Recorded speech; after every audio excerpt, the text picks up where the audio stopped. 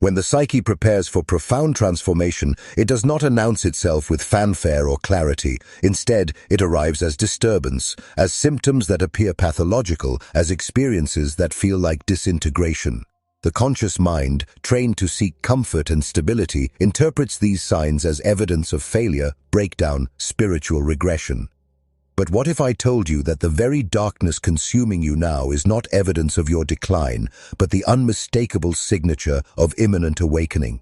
What presents itself as psychological crisis is often the soul's most violent and necessary preparation for a higher order of consciousness. You feel it, do you not? This sense that something fundamental is shifting beneath the surface of your life, something beyond your control, something that terrifies even as it calls to you. This is no coincidence. The psyche does not move randomly. When certain signs appear together, they mark not your destruction, but your initiation into a depth of being most will never know. According to my research into the individuation process, there exists a predictable pattern that emerges when the self begins to overtake the ego's dominion. The conscious personality, that carefully constructed identity you have carried, must undergo a kind of death. Not metaphorical death in the comfortable sense that spiritual teachers use to avoid frightening their students. Actual death. The structures that defined you, the beliefs that organized your reality, the relationships that confirmed your sense of self, all of this must dissolve. What appears as psychological disintegration is often the necessary dissolution that precedes integration. The vessel must be emptied before it can be filled with something new. The old form must break before the new form can emerge. This process does not feel spiritual. It feels catastrophic. It feels like madness. And in a sense it is. Madness measured against the standards of conventional consciousness, which exists precisely to prevent the kind of radical transformation the psyche now demands. Through years of studying the unconscious in both myself and those who came to me, one truth became inescapable. The unconscious does not operate according to the ego's preferences for comfort and control. It has its own intelligence, its own timing, its own methods. When the moment arrives for a fundamental shift in consciousness, the psyche will use whatever means necessary to accomplish this work. If you will not go willingly into the depths, you will be dragged. If you will not release your attachments consciously, they will be torn from you. The signs I am about to reveal are not gentle suggestions from the universe. They are the psyche's declaration of war against everything false in you. And this war, though it feels like annihilation, serves a purpose that the conscious mind cannot yet comprehend. The first sign manifests as a profound alienation from your former identity, as if the person you were is becoming a stranger. You look at photographs from even recent months and feel nothing. Or worse, you feel revulsion, confusion, a bewildering sense that you are observing someone else's life. Conversations you once enjoyed now feel hollow, performances in a play whose script suddenly makes no sense. The roles you inhabited, professional, familial, social, fit like clothing belonging to another person. You go through the motions, speaking the expected words, but beneath the surface there is a growing horror at the falseness of it all. This is not depression, though it may resemble it. This is the ego's recognition that it is no longer the center of the personality. The self, that deeper organizing principle of the psyche, has begun its emergence. And the ego, which has operated as if it were the totality of who you are, now experiences itself as a fragment, a part pretending to be the whole. This recognition is intolerable to the conscious mind. Everything it thought it knew about itself is revealed as partial, constructed, ultimately illusory. The psyche is withdrawing its energy from the persona, that mask of adaptation you show the world, and this withdrawal feels like the dissolution of self. But it is not dissolution.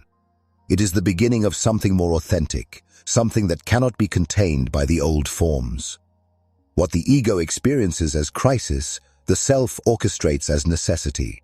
The alienation you feel from your former identity is not a sign that you are losing yourself. It is evidence that the false self is finally being recognized as false. For years, perhaps decades, you have inhabited a version of yourself that was constructed to meet external demands, to win approval, to avoid rejection. This constructed self is not evil. It was necessary for survival, for functioning in the world, but it is not who you actually are. And now the deeper intelligence of the psyche is decided that the time for pretense is over. The discomfort you feel is the discomfort of shedding a skin that no longer fits. The stranger you see in the mirror is not the loss of yourself, but the first glimpse of your actual face beneath the mask. You cannot force this process. You cannot accelerate it through effort or understanding. All you can do is recognize that what feels like falling apart is actually the structure beginning to reorganize around a deeper center. Second, there emerges an almost unbearable sensitivity to inauthenticity in yourself and others, where once you could tolerate, even participate in, the small social deceptions that oil the machinery of daily life, now every false word, every performed emotion, every strategic smile cuts like a blade. You find yourself unable to engage in casual conversation that requires you to pretend interest, enthusiasm, agreement. The cost of these performances, once negligible, has become unbearable. You withdraw not from misanthropy, but from an inability to continue participating in the collective pretense that constitutes normal social interaction. This hypersensitivity extends to your own behavior. You catch yourself in the act of shaping your words to please, modulating your expression to avoid discomfort, and the awareness fills you with a kind of nausea. The shadow, that repository of everything rejected and denied in yourself, has begun to surface, and with its emergence comes the painful recognition of how much of your life has been lived inauthentically, in service to an image rather than in fidelity to truth. Depth psychology reveals that this capacity to detect inauthenticity is not paranoia. It is the development of a more refined perceptual apparatus. The psyche, preparing for higher consciousness, must first clear away the accumulated falseness that prevents genuine being. You are becoming allergic to pretense because pretense is now an obstacle to your evolution. The collective functions through a complex web of mutual deception. We agree to pretend, to not look too closely, to maintain comfortable fictions. But you can no longer participate in this agreement. The energy required to maintain the persona has been redirected elsewhere, and without that energy, the mask cannot hold. You see through others because you are beginning to see through yourself. This seeing is merciless. It offers no comfort, but it is absolutely necessary. You cannot transform what you cannot see. The discomfort of this heightened sensitivity is the price of vision, and vision, once achieved, cannot be unlearned.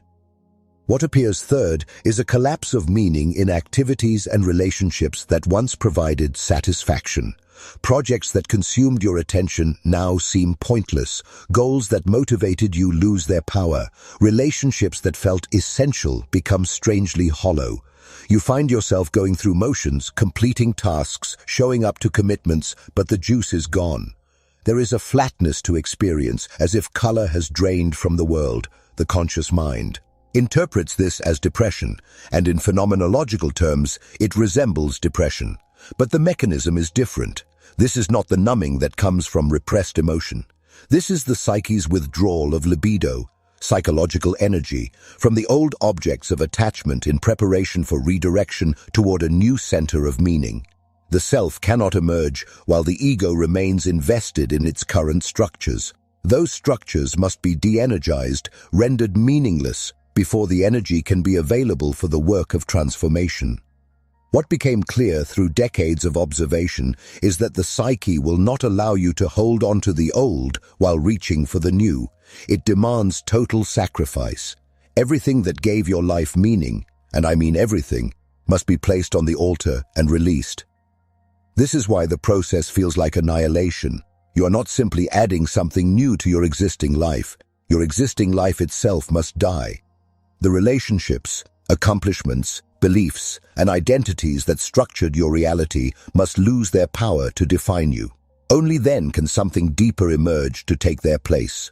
This does not mean you will necessarily lose these things externally. You may keep the same job, the same relationships, the same activities, but your relationship to them will undergo a fundamental shift. They will no longer be the source of your meaning. They will no longer tell you who you are. This emptying is terrifying because the ego cannot see what will fill the void. It experiences only the loss, not the preparation. But the self knows what the ego cannot know. It understands that the old meaning must collapse before the new meaning can be born. The fourth sign reveals itself through intensifying dreams that disturb and unsettle the conscious mind. These are not the random neural firings that neuroscience would have you believe constitute dreaming. These are messages from the unconscious, growing more urgent, more insistent, more impossible to ignore.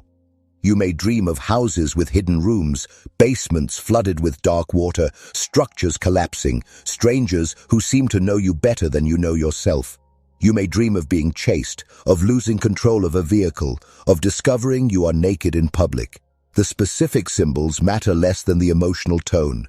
These dreams carry weight, significance, a quality of numinosity that ordinary dreams lack. You wake from them with your heart racing, with images that persist throughout the day, with a sense that something is trying desperately to communicate with you in the only language it knows. The unconscious, as I came to understand, speaks in symbols because direct communication with consciousness is impossible. The two realms operate according to different logics, different languages. When the psyche needs to convey something that cannot be put into words, when it needs to communicate truths that would be rejected or rationalized away by the conscious mind, it uses the image, the metaphor, the archetypal scenario. The intensification of dream activity signals that the gap between conscious and unconscious has become critical. There is information, insight, awareness trying to break through from the depths, and the ego's defenses are preventing reception. So the unconscious increases the volume, makes the images more vivid, more disturbing, more impossible to dismiss. These dreams are not random, they are diagnostic. They reveal exactly where the consciousness is blocked, where the denied material is accumulating pressure, where the transformation is trying to break through. To ignore them is to reject the psyche's guidance at the moment when you need it most. When you wake from these dreams shaken and confused, understand that you are receiving instruction. The dream is showing you what cannot be shown in daylight consciousness. It is revealing the shadow material that must be integrated, the archetypal forces that are constellating, the next stage of development that is trying to emerge. You need not analyze every symbol or decode every image. The dream does its work whether or not you understand it consciously, but you must pay attention, you must give it space, you must resist the temptation to dismiss it as mere psychological debris. Write the dream down, even if it makes no sense. Sit with the images, even if they disturb you. The unconscious is not your enemy, it is the deeper intelligence of your own being, trying to guide you through a transition that the conscious mind cannot navigate alone. Finally, a peculiar solitude descends that feels less like loneliness and more like preparation. You withdraw, not dramatically, not with announcement, but gradually, inevitably, from the social configurations that once defined your life. Invitations feel like intrusions, conversations feel like energy leaks. The presence of others, even those you love, becomes exhausting in ways you cannot explain. This is not misanthropy. This is not trauma or social anxiety relabeling itself as spiritual growth. This is the psyche creating the conditions necessary for deep work. Transformation cannot occur in the noise of constant social engagement. The voice of the self cannot be heard over the chatter of collective concerns. You are being called into solitude because solitude is the alchemical vessel in which the old self dissolves and the new self precipitates. The individuation process, as I have written, is fundamentally a solitary journey. No one can do this work for you. No teacher, no community, no relationship can substitute for the direct encounter between consciousness and the unconscious that this process requires. The withdrawal you're experiencing is not isolation, it is incubation. Something is gestating in the darkness of your solitude, something that needs protection from the intrusions of the collective, from the well-meaning advice of those who have not undertaken this journey, from the demands and expectations that prevent you from listening to the deeper voice. You may feel guilty for this withdrawal. You may feel that you are failing those who depend on you, that you are being selfish or antisocial. But the psyche does not operate according to social morality. It has its own imperatives, its own timing. And right now, it requires that you turn inward, that you descend into your own depths, that you allow the dissolution to occur without the interference of external voices telling you who you should be. This solitude is temporary, though it may not feel that way. When the work is complete, when the transformation has occurred and the new center has been established, you will return to the world. But you will return different. You will return as yourself, not as the persona you constructed to survive. And from that authentic ground, genuine relationship becomes possible for the first time. The connections you form after this process will not be based on mutual pretense or complementary neuroses. They will be based on recognition between two beings who have done the work of becoming actual. But that possibility exists on the far side of this necessary isolation. Right now, the only relationship that matters is the one between your consciousness and the transformative forces moving through your psyche. Everything else must wait. The dissolution you're experiencing is not destruction, but the psyche's most radical act of healing. What appears as breakdown to the conscious mind is breakthrough from the perspective of the self. Every structure that is collapsing needed to collapse. Every meaning that is dying needed to die. Every identity that is dissolving was always provisional, always temporary, always inadequate to contain the fullness of what you actually are. The suffering you feel is real. I do not diminish it, but it is not pointless suffering. It is the birth pang of a new order of consciousness. The old self must die so that the actual self can emerge. This is not metaphor. This is the brutal, beautiful truth of psychological transformation. Consider the seed buried in dark soil. To the seed, the breaking of its shell is experienced as catastrophe. Everything it knows, its form, its integrity, its boundary, is being destroyed. The seed has no concept of the oak tree it will become. It knows only the terror of its own dissolution. If the seed could speak, it would call this process death. But we who observe from outside the seed's limited perspective recognize this destruction as germination, as the necessary condition for growth. You are that seed. The shell that protected you, that gave you form and definition, must break. And from your limited perspective within the process, this breaking feels like the end. But it is not the end. It is the beginning of something that could not emerge while you remained sealed inside the old structure. The pain you feel is not punishment. It is transformation. And transformation, by its very nature, requires the death of what was. The 5 signs I have described do not appear randomly. When they constellation together, when identity dissolves, sensitivity heightens, meaning collapses, dreams intensify and solitude descends, the psyche is sending an unmistakable message. You are being prepared for a fundamental shift in consciousness.